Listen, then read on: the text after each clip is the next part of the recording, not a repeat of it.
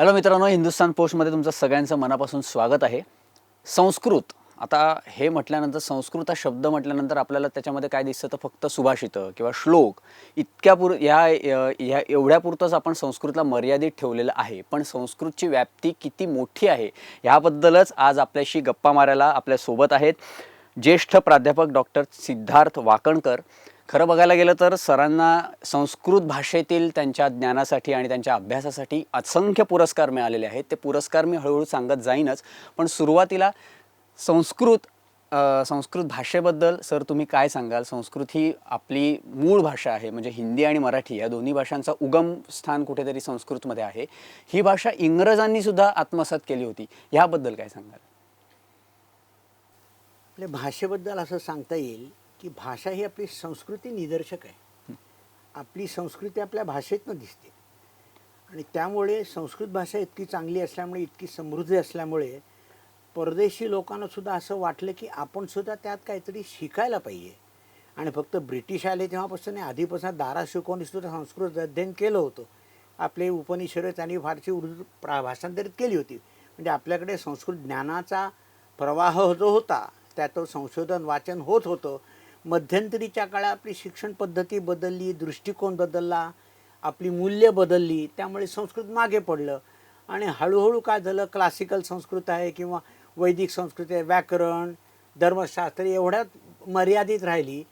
आणि हळूहळू आपल्याकडे संस्कृतमध्ये इतरही काही वाङ्मय प्रकार आहेत ह्याचा आम्हाला विसरच पडला. आता एक उदाहरण देतो. आपल्याकडे संस्कृतमध्ये साहित्यामध्ये खेळांचं वर्णन आहे. मी 77 साली जेव्हा खेळांवर सुरुवात केली काम करायला, तेव्हा आमचे फार मोठे ज्येष्ठ विद्वान पुण्याचे डॉक्टर राणा दांडेकर हे मला म्हणाले, वाकणकर कसला तुम्ही वेळ फुकट घालवताय संस्कृतीच्या ह्याच्यात का? अहो जे पिके गोडांना मिळालं नाही तर तुम्हाला काय मिळणार? अहो म्हटलं सर, पिके गोडांची दृष्टी वेगळी होती, माझी दृष्टी वेगळी आहे. म्हणून मी 77 पासून गेम्स इन संस्कृत लिटरेचर या विषयावर काम करायला सुरुवात केली. आणि मी फक्त माझं क्षेत्र मर्यादित ठेवलं की प्लेईंग कार्ड्स म्हणजे पत्ते, ताश के पत्ते, बुद्धिबळ म्हणजे चेस, आणि ज्याला आपण सापशिडी म्हणतो त्याचा खरा उगम ज्ञानदेवाचा मोक्षपट असं आहे. तर मी सुरुवात केली 81 साली. मी एक मोठा पण ह्या सगळ्या खेळांना गेम्स इन संस्कृत म्हणजे हे बिरुद लावण्याचं कारण काय होतं? म्हणजे कारण असं होतं की आम्ही संस्कृतचे लोक बहुत करून खळखळून हसणं विसरूनच गेलो. म्हणजे आमच्याकडे या पारंपरिकरित्या जे संशोधनात विषय आहेत त्याच्या पलीकडे जाऊन किंवा चाकोरी बाहेर जाणं आम्हाला विशेष जमलं नाही. आमच्या मास्तरांनी आम्हाला प्रेरितही केलं नाही काही की बाबा असं का ह्या विशिष्ट क्षेत्राशी मर्यादित राहिलं. जेव्हा मी बाहेर गेलो मुंबईच्या बाहेर आणि म्हटलं की हा हस्तलिखित नावाचा जो प्रकार आहे, म्हणजे हाताने लिहिलेलं साहित्य जे प्रकाशित नसतं, प्रसिद्ध नसतं, म्हणजे त्यात खूप खजाना आहे. तर ते हळूहळू मी सुरुवात केली आणि मी पहिला माझा लेख लिहिला, Sanskrit verse on the game of Ganjifa. Ganjifa म्हणजे पत्ते. त्याच्या संस्कृत म्हणजे किती आहे, म्हणजे हिंदू गंजिफा आहे, मोगल गंजिफा आहे, ते हळूहळू सांगेन तुम्हाला. त्याच्यानंतर 82 साली मी दुसरा लेख लिहिला, म्हणजे 85 साली Sanskrit verse on the game of chess, आणि तो जगात फार मान्यता पावला. आणि अजूनही जगातले बहुतेक सगळे विद्वान चेस म्हटलं की चेसमधलं संस्कृतमधलं वाङ्मय best bibliography by professor Wakankar. आणि आता रिसेंटली एक पुस्तक आलं आहे, एक फ्रेंच बाई आहे आणि एक ब्रिटिश माणूस आहे, त्यांनी एक पुस्तक लिहिलं आहे, chess through the ages and civilization. त्यात मी फक्त एकटा भारतीय माणूस आहे असं त्यांनी उल्लेख केला आहे. बाकी कुठलाही चेस ह्या म्हणजे बुद्धिबळ हा जो खेळ आहे, ह्या खेळामधल्या म्हणजे प्रत्येक जे काही आता प्यादा म्हणा किंवा राजा म्हणा, ह्याच्या बाबतीत जे नियम ठरवून दिलेले आहेत की राजा बाबा एकच घर चालतो किंवा काय, तर ह्याच्या बाबतीत काही वेगळे नियम आहेत ना. आता आपण म्हणतो बुद्धिबळाचा उगम तसं पाहिलं तर चतुरंग नावाची अक्षक्रीडा होती. म्हणजे फाशाने खेळायचं की त्यात पण लावायचा, तू जिंकलास की तुला एवढं एवढं. आणि त्यात चार राजे बाजूला बसायचे, समोरचे राजे मित्र होते, सपक्ष आणि विपक्ष. हळूहळू काय झालं, आम्ही धर्मशास्त्र लोकांनी फासे खेळू नयेत असा निषेध केला. म्हणून हळूहळू परिवर्तन होत गेलं.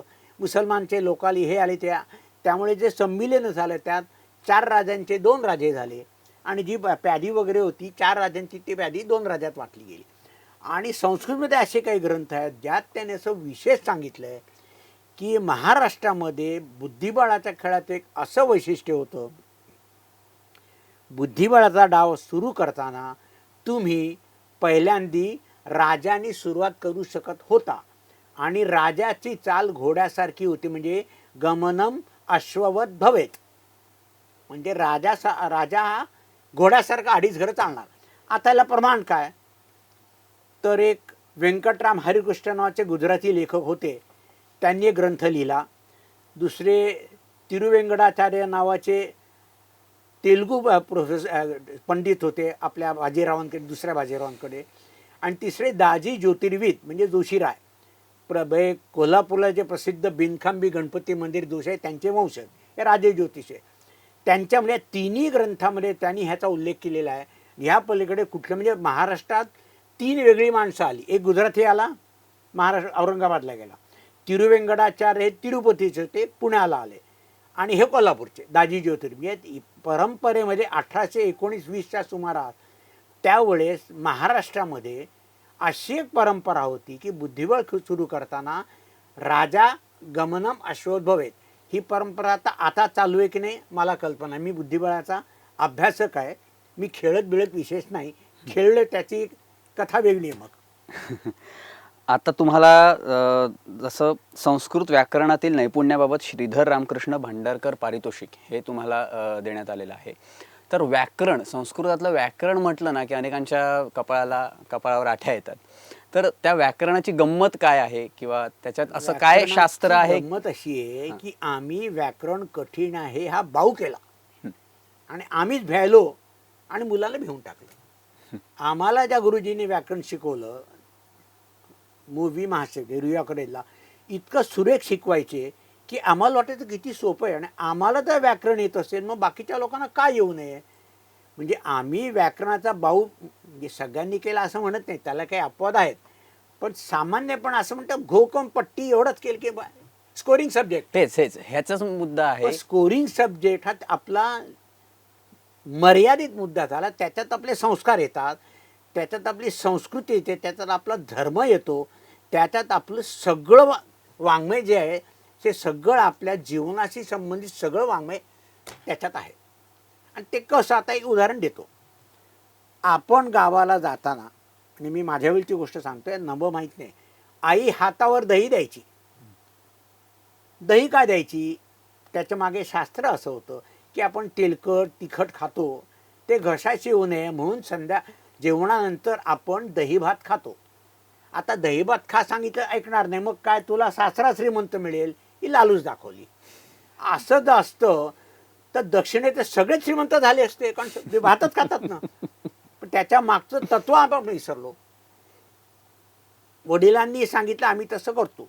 दुसरं उदाहरण, मुलाला दृष्ट काढली आम्ही, आज फार वाईट वास आला, म्हणजे दृष्ट लागली असेल. त्याचं शास्त्र असं आहे, जेव्हा अग्नीचा आणि मोहरीचा संयोग होतो तेव्हा प्राणवायू निर्माण होतो, आणि प्राणवायू जास्त निर्माण झाला की द डिसईज असतो, म्हणजे अस्वस्थ मूल असतं, त्याचा तर निघून जातो आणि तो स्वस्थ होतो. आम्ही म्हणतो अरे त्यावर खरंच दृष्ट फार घाण वास आला मोहरीचा, पण त्याच्या मागचं शास्त्र आम्ही विसरलो. याच प्रथा परंपरांबाबत आता साक्षी तुम्हाला काही विचारू इच्छिते. प्रथा आणि परंपरा म्हणजे नेमकं काय? प्रथा आणि परंपरा जे आपल्याकडे पूर्वीपासून चालत आलेलं आहे त्याला आपण परंपरा म्हणतो. आणि प्रथा म्हणजे काय, कुळधर्म असतो काही, ज्या दिवशी हे करायचा. काही लोक मला असे भेटले त्यांच्याकडे अमावस्येच्या दिवशी सत्यनारायण करतात, त्यांच्याकडे प्रथा आहे. काही लोकांकडे पौर्णिमेला करतात, पण जनरली एकादशीच्या दिवशी आपण सत्यनारायणाची पूजा करत नाही, कारण एकादशी विष्णूची असते. विष्णूच्या उपासाची कुठे त्याला तुम्ही प्रसाद देणार आहात. दुसरी गोष्ट, आपल्याकडे शिरा म्हणजे गहू चालत नाही, पण तुम्ही जर गोव्याला गेला तिथे गहू चालतो उपासाला, आपल्याकडे नाही चालत. त्या प्रथा म्हणजे ती स्थानिक बदल असू शकतो. आणि परंपरा जे चालत आलेले पूर्वीपासून कुळधर्म असेल किंवा हे आहे. आणि त्यातली एक परंपरा आता सांगायचं अशी की सगळे लोक म्हणतात आमच्याकडे ह्याच्यावर पोथ्या आहेत, तुमच्याकडे त्याच्यावर पोथ्या आहेत. भारतीय संस्कृतीमध्ये आपल्याकडे कातड्यावर लिहिलेल्या पोथ्या उपलब्ध नाहीत. कारण कातड जे असतं ते निर्जीव असतं, निश्चेतन असतं, चैतन्यहीन असतं. म्हणून जनरली आपण प्रेताला हात लावत नाही, दुरून नमस्कार करतो. माणूस जिवंत असेल हात लावतो, प्रेताला लावत नाही. आत्मा निघून गेलेला आहे, चैतन्य निघून गेलेलं आहे. पण आपल्याकडे तुम्ही म्हणाल शंकर तर याच्यावर बसतो, कृष्णाजी नाही, काळविटाचा आहे किंवा हरणाचा कातड आहे. त्याच्या मागचं सायन्स असं आहे की ते बॅड कंडक्टर ऑफ इलेक्ट्रिसिटी. म्हणजे तुमची ती आपल्याकडे जेव्हा आपण जप करतो तेव्हा नुसत्या जमिनीवर बसत नाही. तुम्ही ज्याला अर्थिंग म्हणता ना, कोणाचं इलेक्ट्रिसिटी आणि तुमच्या रेफ्रिजरेटरचं, ती संबंध तुमची ऊर्जा जी असते शरीरात ती जमिनीत जाते. ती जमिनीत जाऊ नये म्हणून आपण आसन वापरतो. आणि आसन सुद्धा आपल्याकडे वल्कल वगैरे असतं, म्हणजे लाकूड टाईप असतं, किंवा हे कातड असतं. कातड्यातनं गरमी उष्णता खाली जात नाही आणि ती उष्णता तुमच्या ऊर्जा, उष्णता म्हणत नाही, ऊर्जा तुमच्या अंगात येते. आणि काही मंत्र असे असतात जे बायांनी म्हणू नयेत असा दंडक आहे. कारण मंत्रोच्चाराने आपल्या शरीरात गरमी म्हणजे उष्णता निर्माण होते, ऊर्जा निर्माण होते आणि त्यामुळे गर्भपात होण्याची सुद्धा शक्यता असते. आता हे आपण ओपनली सांगू शकत नाही, म्हणून मग ते धर्मशास्त्र चांगले बायांनी असं करू नये, मंत्र म्हणू नये. त्याच्यामागे अशी काही काही परंपरा कारण मीमांसा आपल्याला करायला पाहिजे, त्यात आपल्याला आज जाऊन बघायला पाहिजे. पण सामान्यपण असं मानलं जातं आणि खूपशे लोक असं सांगतात बायांनी गुरुचरित्र वाचू नये. आता ज्याचा श्रद्धेचा विषय, मी कुठल्या विषयाबद्दल का असे त्याला काय म्हणतो आपण विसंवाद होईल असं म्हणत नाही. ह्या परंपरा आहेत, ह्या रूढी आहेत, ह्या मान्यता आहेत की आम्ही उजव्या हातानेच का जेवायचं. बाबा आहे, त्याला उजव्या हाताला महत्व आहे, पण डावा हात सुद्धा तेवढाच महत्वाचा आहे. कारण उजव्याच्या जोडीने जर डाव्याने काम केलं तर आपण अर्जुन होऊ शकतो. संबंध भारतामध्ये अर्जुन हा एकच असा होता ज्याला आम्ही सव्यसाची म्हणतो, म्हणजे डाव्या हाताने सुद्धा तो शरसंधान करत होता. तुम्हाला जमतं नाही जमत. म्हणजे तो उजवा आणि डावा सव्येनं आपली सच, डाव्या हाताने सुद्धा तो धनुष्यबाण मारू शकतो. तो अर्जुन एकच झाला. परंपरा काय उजव्या हाताने. आता काही लोक डावरे असतातच, त्याला काय बोलणार आपण. पण तुमच्याकडे लहान मुलं अरे उजव्या हाताने जे डाव्या हाताने आपण सांगतो.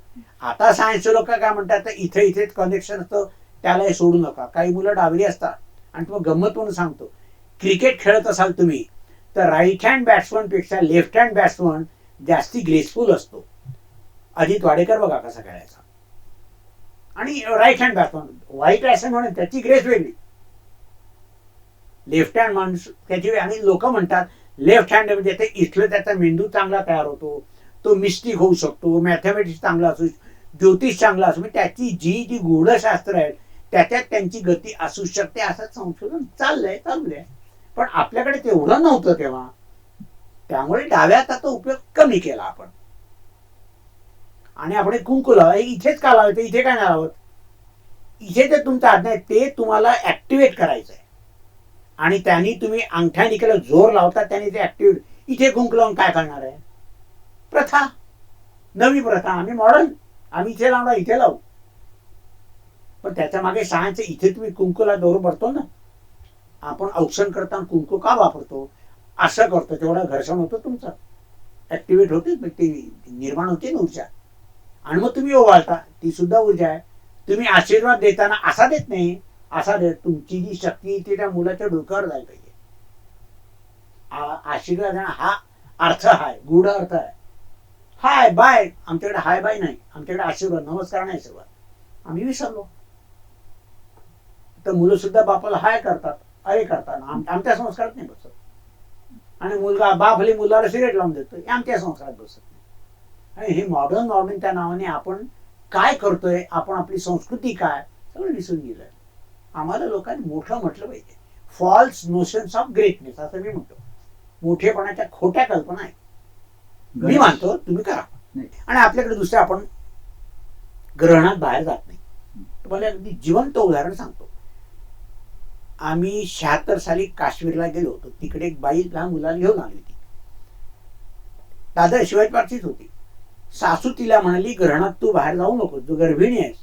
ती गेली. आता कर्मधर्म संयोगाने तिचं मूल ॲबनॉर्मल निघालं. ती म्हणते जन्मभर मला लायबिलिटी झाल्या. मुलगा लायबिलिटी त्याची आई म्हणू शकते, तुझं मुलं आहे ना. पण ती म्हणे केव्हा सासू त्यात काय म्हण घ्या, हे घ्या, हे होईलच असं नाही. पण झालं मी त्यांनी काहीतरी आडाखे बांधले असतीलच ना त्या लोकांनी. ते काय मूर्ख नव्हते, तुम्ही समजता एवढं. त्यांचं ज्ञान आपल्याला समजत नाही, उमजत नाही, कारण ते सांगणारा माणूस आपल्याकडे नाही. आणि आपण परंपरेने आधी विचारायचं नाही, मी सांगतो ते करायचं. यामुळे आपली जिज्ञासा मारली गेली. आणि आताच्या पिढीला जिज्ञासा ह्यात काय आहे, त्यात काय आहे. मग तुम्ही हॅपी बर्थडे म्हणाल, काय हरकत, रात्री 12ला कुठला बर्थडे अंधारात करता. आम्ही तुम्हाला उजेडात सांगतो. म्हणजे तुम्ही उजेडाची पूजा करायची का अंधाराची आराधना करायची, हा विवेक आम्ही विसरलो. म्हणून रात्री 12 वाजता तुमचे फोन करतात, हॅपी बर्थडे हॅपी बर्थडे. 12 ही आपली वेळ नाही, आपली सूर्योदयाला आपला दिवस सुरू होतो, सूर्यास्ताला संपतो. 12 तुमचे. पण आपण आता सगळी इंग्रजाळलेले आहोत आणि आम्ही मॉडर्न आहोत, आम्ही मोठे आहोत बाबा. आम्ही असं केलं की लोक म्हणतात काय प्रतिष्ठित माणूस आहे. आता विषय नाही सांगतो. आपण उदबत्ती जाळतो. उदबत्तीची काडी असते ती बांबूपासून तयार केलेली असते. बांबू जाळणं हिंदू धर्मात निषेध आहे. उदबत्ती आपली नाही मुसलमानांची, मेणबत्ती आपली नाही ख्रिश्चनांची. पण आम्ही काय करतो, हॅपी बर्थडे मेणबत्ती लावायची आणि विझवायची. अरे आपण जर तेजाचे उपासक आहोत, मेणबत्ती विझवायची कशाला. आणि आता तुमची नवी परंपरा, रात्री 12 वाजता हॅपी बर्थडे म्हणता. अरे अंधारात हॅपी बर्थडे करायचा का उजेडात करायचा. आम्ही मुलांना औक्षण करतो ना, बाबा तू चांगलं जीवन चिरंजीव हो. ही कुठली भूतं आली तुमच्या डोक्यात.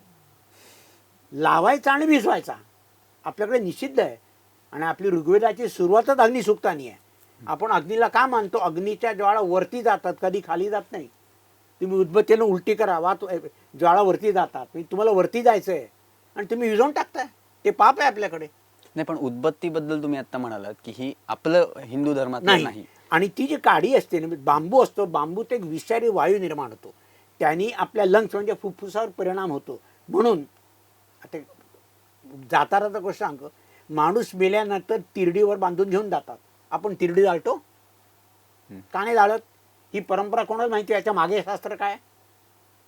तिरडी जाळली की संबंध वायू दूषित होणार तुमचा, वातावरण. ते होऊ नये म्हणून तिला मी बाजूला ठेवतो, शरीर जाळतो. पण म्हणून बांबू न वापरता आता जे हल्ली गोसेवाप्रती लोक आहेत ते धूप वगैरे करतात. गोमायाचं म्हणजे गाईच्या याच्यापासून सगळं होतं ते आपण वापरावं. त्यात केमिकल्स नसतात, म्हणजे तुम्हाला त्रासदायक असं काही नसतं. त्यामुळे त्यांचा प्रचार करतो असे मी म्हणत नाही. आपल्याकडे तुम्ही जर पूजा पाहिली, धूपम आघ्रापयामी दीपम दर्शय, मला उदबत्ती दाखवा कुठे. तुमच्या संकल्पात उदबत्ती आहे, दाखवा मला. तुम्ही संकल्प करताना आम्ही हा असा सत्यनारायणाची पूजा करतोय, मग आम्ही दिवा ओवाळतो. पण तरी सुद्धा उदबत्ती पूर्वापार म्हणजे देवळात म्हणा किंवा घरामध्ये म्हणा, वातावरण प्रसन्न करण्यासाठी त्याचा एक सुगंध येतो, ह्यासाठी वापरली जाते. तर हे शास्त्र माहीत नसल्याचं कारण. हो, आपण परदेशी लोकांनी भारावून गेलो, तिकडनं येतं ते खरं. म्हणून आता हरे रामा हरे कृष्णा, आपण रामा म्हणत नाही, आपण कृष्णा म्हणत नाही, आपण योगा म्हणत नाही, आम्ही ऋग्वेदा म्हणत नाही. ते म्हणतात पण आम्ही तसं म्हणतो. योग साधनेचा आता विषय तुम्ही काढलात म्हणून विचारतो, नमाज आणि योग ह्याच्यामधलं कनेक्शन काय आहे.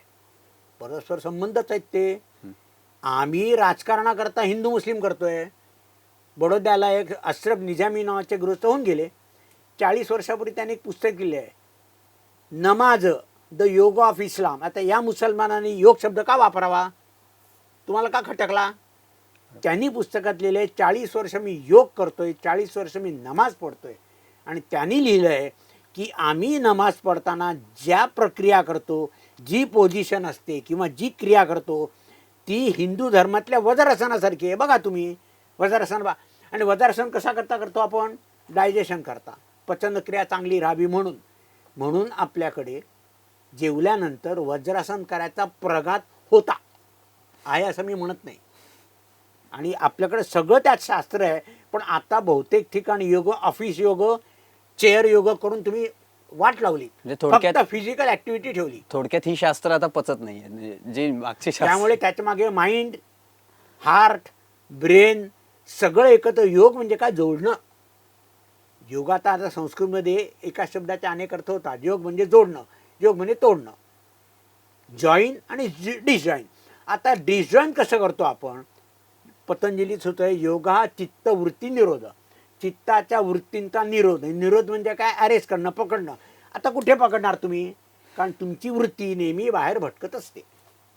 तुम्ही वर्गात असता, physical you are present, mental you are absent. कारण तिकडे गाणं, बरसाचं गाणं चालू असतं, तिकडे माझे कान असतात. बरोबर ना?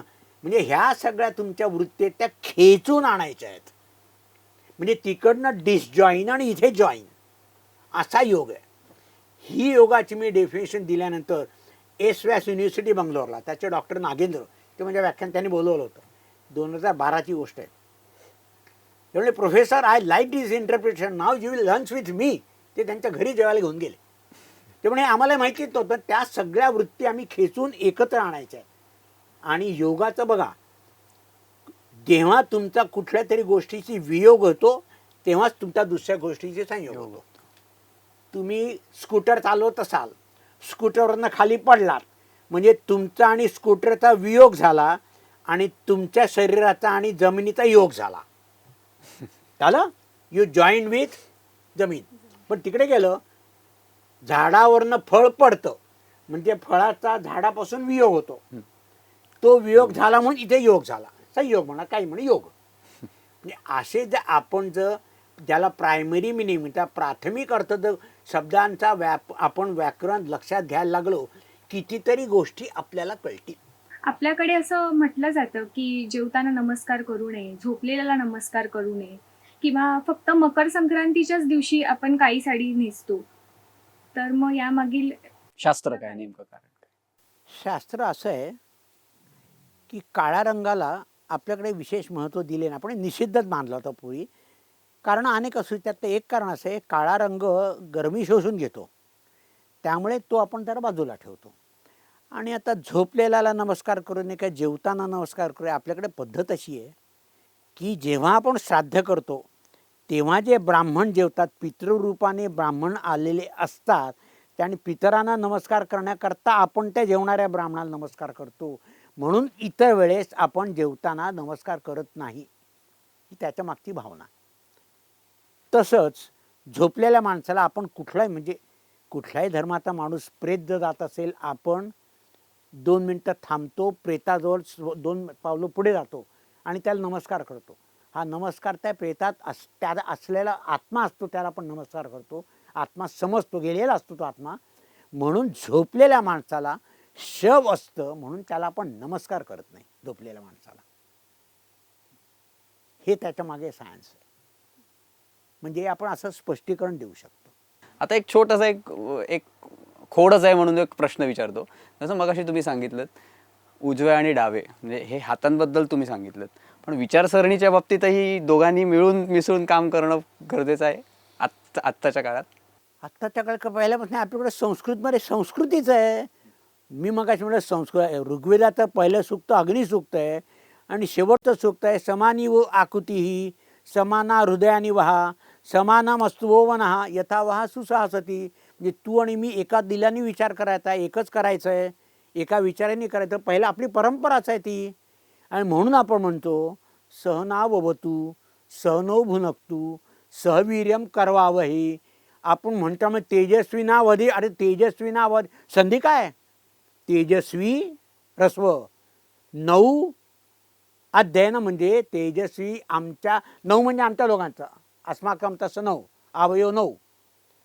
अध्ययन तेजस्वी आमचे दोघं म्हणजे कोण? गुरु आणि शिष्य. म्हणून संस्कृताची एकच भाषा आहे जिकडे द्विवचन आहे, बाकी कुठेही नाही. मराठी नाही, कुठल्याच भाषेत नाही. कारण आम्ही गुरु शिष्य, देव आणि भक्त. आमच्याकडे द्वैत आहे आणि द्वैताला तुम्ही पार केलं तर अद्वैताकडे जाता. ते सगळ्यांना जमत नाही. म्हणून गुरु शिष्य. आपण आता काय म्हणतोय, खऱ्या घडलेल्या गोष्टी सांगतोय, नावं घेत नाही. गुजरातमध्ये फार मोठे स्कॉलर होते, त्यांच्याकडे विद्यार्थी PhD करत होता. त्यांनी सांगितलं थिसिस सबमिट करायची, मला दे. 2-5 महिने केलं, त्यांनी ते पुस्तक रूपात छापलं. त्याला म्हणे आता सबमिट कर. त्यांनी सबमिट केल्यानंतर एक्सपर्ट म्हणाले the book is already in the market, how is your research. झालं ना, तुझ्या विद्यार्थ्यांना मारलं. त्या विद्यार्थ्याचं नाव आणि त्या गुरुचं नाव मला माहिती आहे, आणि फार मोठा स्कॉलर होता तो माणूस. मग असे म्हणजे तुम्ही गुरु शिष्यात जर तेढ झाली, मग तेजस्वी नव अधितम असुला अर्थ करायला. आम्ही बरोबर राज्य करावं, बरोबर एकच दिलाने काम करावं, म्हणजे उजवी डावी सरळ मी मानत नाही. आम्ही सरळ मार्ग म्हणतो, साधारण मार्ग. तुम्ही तुमच्या देशाकरता, तुम्ही तुमच्या राष्ट्राकरता, तुम्ही तुमच्या संस्कृतीकरता, तुम्ही तुमच्या ज्ञानाकरता एकमेकांनी एकत्र येऊन, म्हणून आपल्याकडे ऋग्वेदामध्ये फार महत्त्वाचा मंत्र आहे. आ नो भद्राहा क्रतवो यंतु विश्वतामे. विश्वतामे चारी बाजूनी भद्राहा क्रतवा, चांगले विचार माझ्याकडे येऊ दे. चांगले विचार मी एकटाच नाही करत, तू पण करतोस, तू पण करतेस.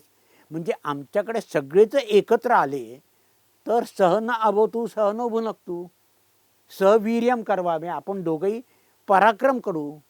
म्हणजे एक डावा आणि एक उजवाने पराक्रम होत नाही, तुम्ही मधनं गेलात तरच होईल. म्हणून एकांतवाद सोडा, बरोबर काम करायचं, एक दिलाने काम करा. हा ऋग्वेदाचा संदेश आहे. आम्ही नुसते पाठ करतो, ऋग्वेदाचा पारायण, त्याचा अर्थ सांगा की तुम्ही. हा आम्ही अर्थ विसरलो, म्हणून त्याचा आपल्याला अभ्यास करायला पाहिजे. कोणीतरी त्याच्या मागे जायला पाहिजे की असं का.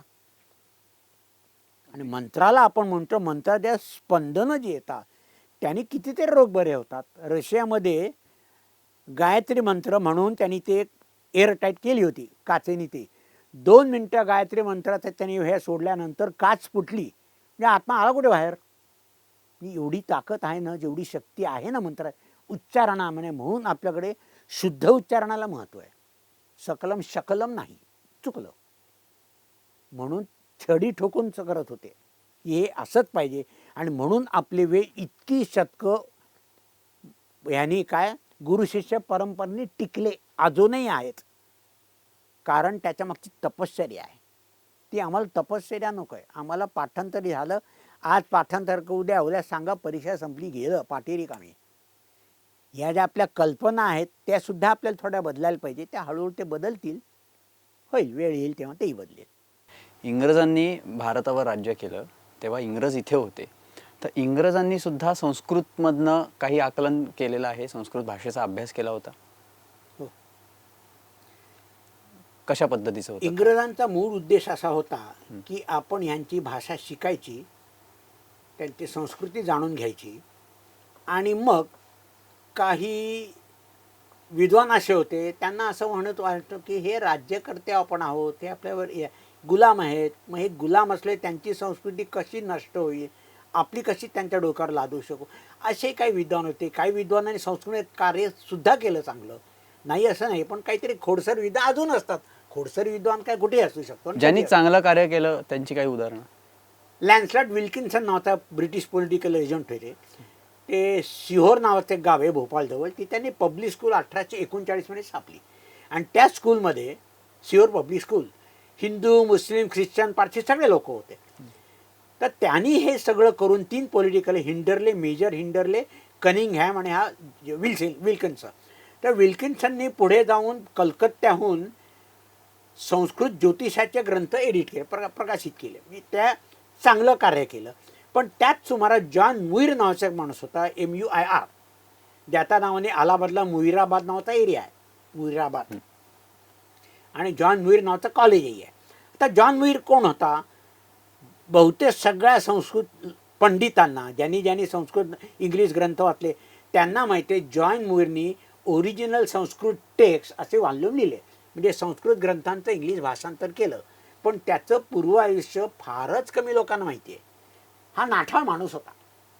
आणि ख्रिश्चन लोक कसे श्रेष्ठ आणि हिंदू धर्म कसा कनिष्ठ हे दाखवण्याकरता त्यांनी 1840 साली मतपरीक्षा असा नाचा बारका ग्रंथ लिहिला, an argument for Christianity against Hinduism. हे त्याचं सबटायटल, म्हणजे क्लिअर आहे तुम्ही कमी आहात.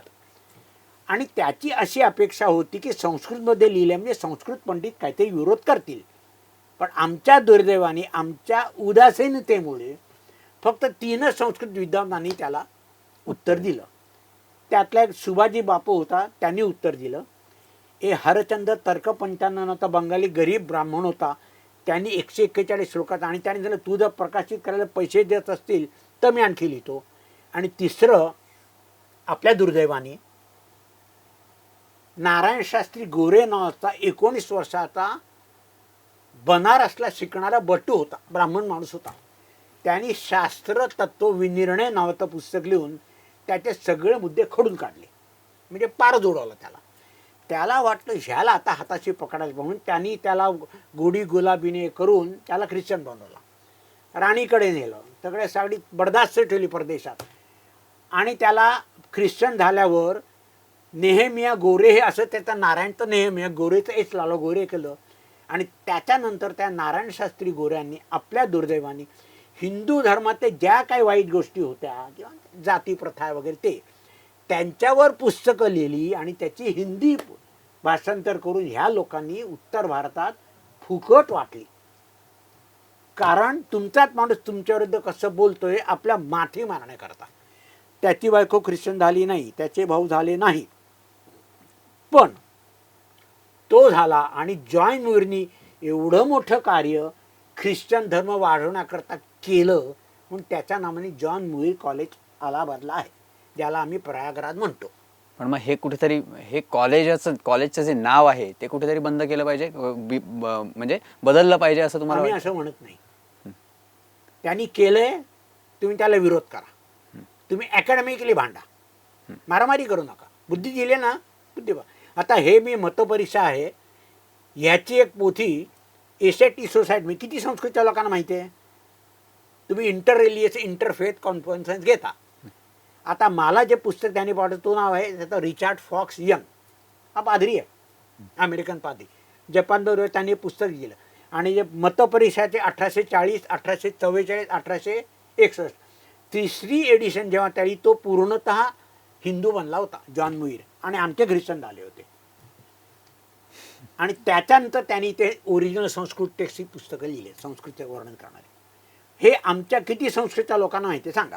म्हणजे नंतर मुईरचं पण मतपरिवर्तन झालं आणि तो became soft towards Hinduism. Okay. आणि म्हणून किती संस्कृतच्या लोकांनी पुस्तक पाहिलंय. आणि तुम्ही इंटर रिलिजियस त्यांनी रेजिस्टन्स हिंदुइझम नावाचं पुस्तक लिहिले की हिंदू लोकांनी कुठे कुठे आम्हाला विरोध केला, ख्रिश्चन लोकांना कुठे कुठे आमच्या विरुद्ध त्यांनी ग्रंथ लिहिले किंवा भाषणं केली. आम्हाला माहिती आहे पुस्तकाचं नाव, माझ्याकडे पुस्तक आहे. त्यांनी त्या सुभाजी बापूबद्दल लिहिता हा नारायण साहेब म्हटलं हे नाही, चूक आहे. 20 वर्षांनी बोर्ड झालं तो म्हणाला professor you are right, I am wrong, you have proved की हा माणूस वेगळा होता. तेव्हा त्यांनी मला ते पुस्तक दिलं. पण आमच्या संस्कृतीच्या लोकांना मॅनेजमेंट म्हणजे अगदी अंगावर पाला सगळं झटकतो आम्ही. बहुतेक प्रिंटेड टेक्स्टबुक आहे ती वाचा, नोट्स द्या, मुलं खुश, तुम्ही खुश, ते फर्स्ट क्लास, झाली PhD पुढे. पण तुमच्या ज्ञानाचा उपयोग किती होतो हा आपण विचार करायला पाहिजे.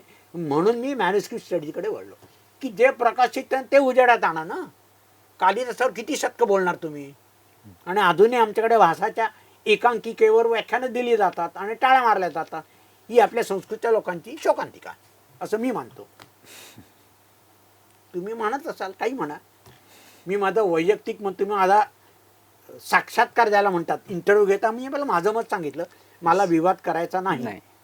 नाही, विवाद हा मुद्दाच नाहीये. कारण आपण आम्ही आमच्या पोट तिडकेनी सांगतोय, आम्हाला हे बरोबर वाटतंय, आम्हाला हे चूक वाटतंय. यज्ञत ग्राह्यम तत् उपादेयम, नाही तर त्याज्य. आम्ही काही जबरदस्ती करत नाही, माझा तुम्ही या. आणि ही परंपरा भारतीय नाही. आमच्याकडे खंडन मंडनात्मक होतं, तुला शिव्या पण द्यायच्या पण चांगल्या भाषेत द्यायच्या, तू चूक आहेस. शंकराचार्य मंडन मिश्राप्रमाणे काय शिकलो आम्ही, वागतो का. मी म्हणतो ते खरं असं, ठीक आहे, परंपराच नाही तुम्हाला. म्हणून आपल्याकडे खंडन मंडनात्मक ग्रंथ आहे. म्हणून आपण क्रिटिसिझम म्हणजे आपण टीका म्हणतो, दोषच काय, क्रिटिसिझम नाही आहे. क्रिटिसिझमचं गुणदोष विवेचन आहे, हे असं माझे डेफिनेट. आम्ही लक्षण काय, गुणदोष विवेचन करणारं लेखन हे क्रिटिसिझम. त्याचे गुणही सांगा, प्लस पॉईंट सांगा, मायनस सांगा, पटतील ते काय, नाही तर नाही. पण ते आम्ही माझं मतच तुम्ही ग्राह्य धरलं पाहिजे, हा जो दुराग्रह आहे तो सोडा. कारण दुसऱ्या माणसाला देवाने दिली अक्कल ना, फक्त तुमच्या डोक्यात नाही आहे. त्याचं म्हणणं ऐकून घ्या. ही आपली भारतीय परंपरा आहे. मी माझ्या खिशातलं सांगते की आपली ही तुम्ही जे शंकरा मंडन मिश्र त्यांना काय तुम्ही बोध घेणार. आणि कोण होती जज, त्याची बायको म्हणजे विदुषीवरती जज केली होती. त्या तोडीची तिची बुद्धी होती म्हणून शंकराचार्य मानलं होती परीक्षा व्हायला लायक आहे. असे आता मला किती लोक मिळतील की निःपक्षपातीपणे तुम्ही आमच्याशी चर्चा करू शकाल, दुराग्रह सोडून चर्चा करू शकाल. जी आमची परंपरा आहे, ही आमची प्रथा आहे. जेव्हा आम्ही शाळेत जायचो तेव्हा 8वीत असताना साधारणपणे संस्कृत हा विषय व्याकरणात आला. तर देव, वन, माला हे सगळ्यांना शिकवलं जातं. तर व्याकरणाची सुरुवात त्या तक्त्यांपासूनच का होते शाळेमध्ये? त्याचं एक कारण असं आहे की आपल्याकडे अर्ध्याहून अधिक शब्द अकारांत आहेत. त्यामुळे अकारांत आपल्याला काय करायचं, मी एक उदाहरण देतो. प्रथमा, द्वितीया, तृतीया, चतुर्थी, पंचमी, षष्ठी, सप्तमी या प्रत्येकाची कार्य आहेत की नाही. प्रथमा म्हणजे कर्ता, द्वितीया म्हणजे कर्म, तृतीया म्हणजे करण म्हणजे साधन. रामेण बाणेन वाली हता, रामाने वाली कसं मारलं तर बाणाच्या सहाय्याने म्हणजे सहाय्यक, ही तृतीया आली. चतुर्थीचा अर्थ आहे त्याला आवडतं, मोदका रोचते. पंचमी म्हणजे वियोग आला, अपदांजमात म्हणजे झाडापासून तुम्ही वियोग झाला आणि जमिनीवर पडलात. जमिनीवर पडलात ठीक आहे, आलात कुठनं, झाडावर. षष्ठी म्हणजे पिता पुत्र संबंध आहे. आणि सप्तमी म्हणजे ज्याच्यावर काही आधार असतो. तुम्ही पेन असतं हे टेबलवर ठेवलं, मी खुर्चीवर बसलो, इन किंवा ऑन, म्हणजे हा जो आपला हा संबंध आहे तो लावून तो शिकवण्याकरता. आता बघा संस्कृतमध्ये असा नियम नाही आहे, कुठलाही शब्द तुम्ही कुठे वापरला तरी चालतो. इंग्लिशमध्ये तसं चालत नाही. राम किल्ड रावण, रावण किल्ड राम असं त्यांचं अर्थ बदलतो. पण संस्कृतमध्ये कुठेही शब्द कसा वापरू शकतात ते तुम्हाला स्वातंत्र्य आहे. पण मग ओळखायचं कसं की कर्ता कोण, क्रियापद कोण. आम्हाला शाळेत असं सांगायचं, एखादं वाक्य सांगितलं की क्रियापद शोधायचं. एकवचनी आहे का, ठीक आहे. तू आहे का, नाही. तो आहे का, नाही. राम आहे म्हणजे मी राम नाही, तू राम नाही. तिसरा राम आहे म्हणून तो तृतीय पुरुषमध्ये जाणार. रामा हा वनम गच्छती, मी जात नाहीये, तू जात नाहीये. तिसरा म्हणून तो गच्छती तृतीय. ह्याच्या मागचे हा जो संस्कार आहे, हे जे तत्व आहे, हे जर तुम्ही मुलांना समजवलं, सिंपल आहे, सोपं आहे. त्यांना तुम्ही संबंध जोडून दाखवा ना. आम्ही असं का करतो, जोपर्यंत तुम्ही त्याचा संबंध चांगल्या रीतीने सांगू शकत नाही, त्यांना पटत नाही. तर आता मुलं आता तुम्हाला बरोबर सांगतील. म्हणजे 1-2 वर्ष तुम्ही असं काही 2 तास सुभाषित शिकवली, त्यातल्या गमती सांगितल्यात. आता आपल्याकडे सुभाषित नेहमी सांगतात, बाबा थोडंसं व्याकरण तरी शिक, नाहीतर काय होईल. सकल हा सकलम, सकल म्हणजे पूर्ण आणि शकल म्हणजे तुकडे तुकडे. त्या तुम्ही श केलात तर काही लोकांना, आता नावं घेत नाही मी एका कॉलेजमध्ये अंधेरीला शिकवत होतो. त्याला म्हटलं हॅपी दिवाळी. तो वर असं म्हणाला शेम टू यू. म्हणजे शेम टू यू म्हणजे काय, त्याला सेम म्हणायचो, त्याला सेम नाही, शेम टू यू. म्हणजे हा जो उच्चाराचा फरक आहे, अर्थ बदलला.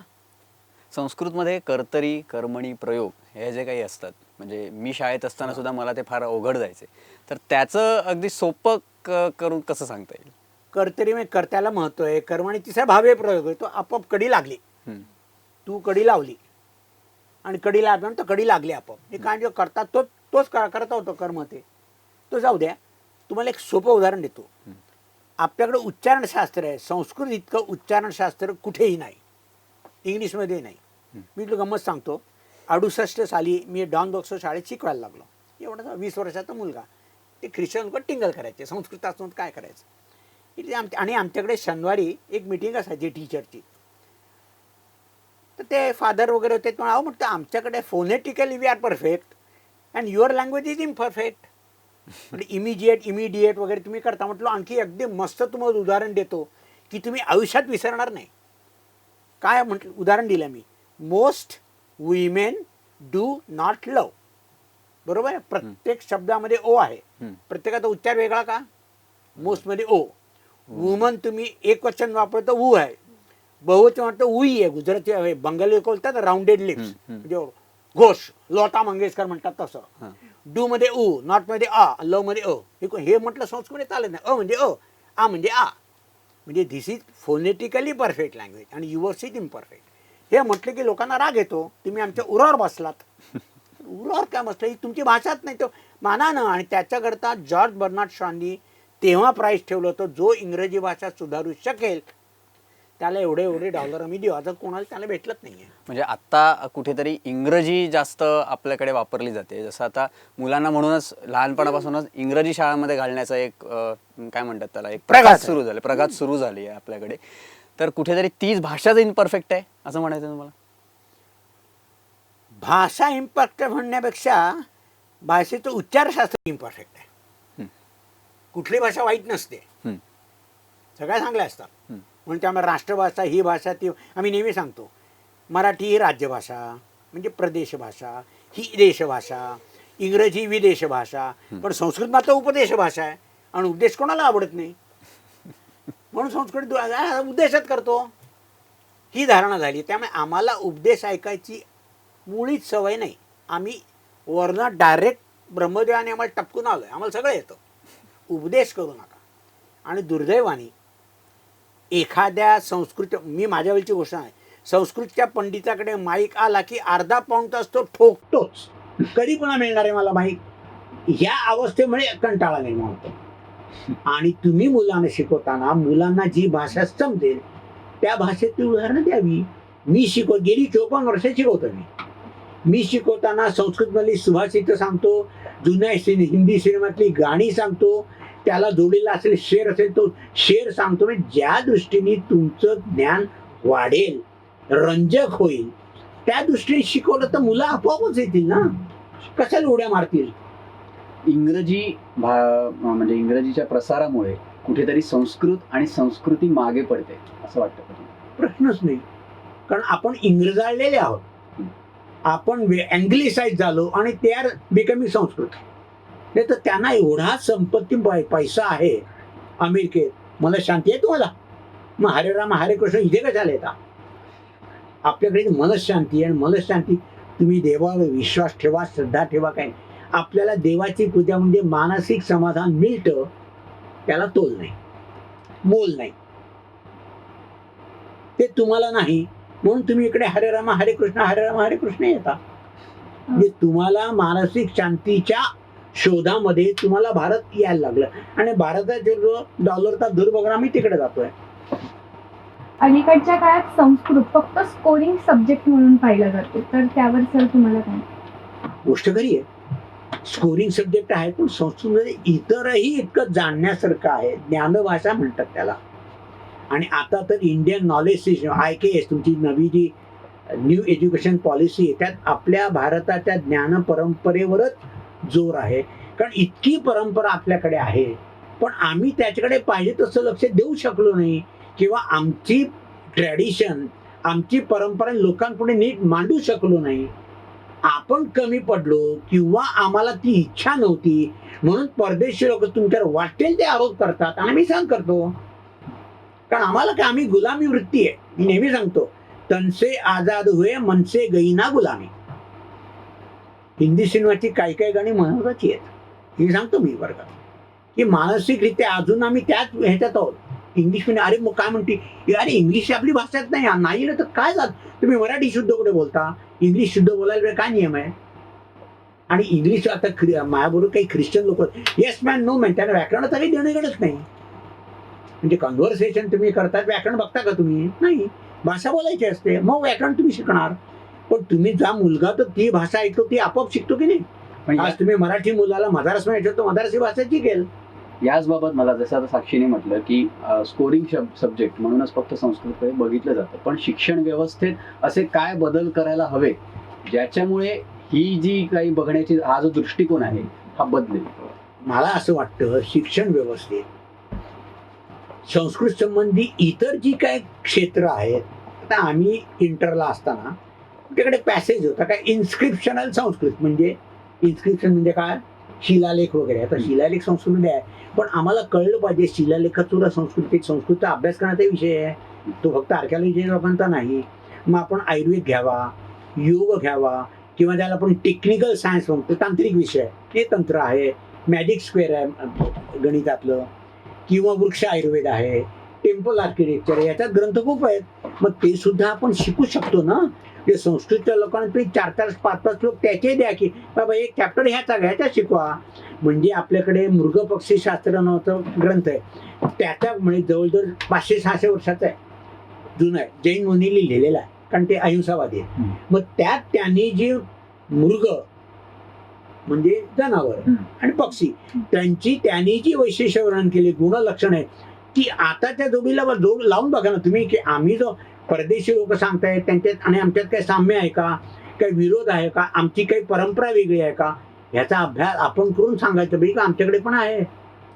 हा आम्ही का करत नाही. तर तो तुम्हाला म्हणजे संस्कृत, मी नेहमी संस्कृतच्या लोकांनी आपल्या संस्कृतचा ज्ञानाचा उपयोग इतर लोकांच्या ज्ञानवर्धनासाठी आणि स्वतःच्या ज्ञानवर्धनासाठी करावा. कारण दुर्दैव असं आहे, बहुतेक सायन्सच्या लोकांना संस्कृत येत नाही आणि संस्कृतचे बहुतेक सगळे लोक सायन्स जाणतच नाही. जोपर्यंत त्या दोघांचा संयोग होत नाही, कोऑर्डिनेशन होत नाही, तोपर्यंत सायन्समध्ये कुठले ग्रंथ आहेत ते संस्कृतवाल्याला माहीत नाही, तुला संस्कृत येतं म्हणजे सायन्सवाले ते कळत नाही. म्हणून माझे 2 ग्रंथ मी माझ्याबरोबर एका मद्रासची माणसाने आम्ही केले. पराशर तंत्र नावाचा ग्रंथ आहे, तो ॲस्ट्रॉनॉमीवर आहे, आणि दुसरा नारद शिल्पशास्त्र म्हणजे आर्किटेक्चर, इंजिनिअरिंग वगैरे सगळं. तर त्याची आम्ही एडिशन काढल्या. माझं काम फक्त त्याला संस्कृत समजावून सांगायचं आणि शुद्ध अशुद्ध सांगायचं. इंजिनिअरिंग आउटपुट त्याचा विषय येतो, माझा नाही आहे.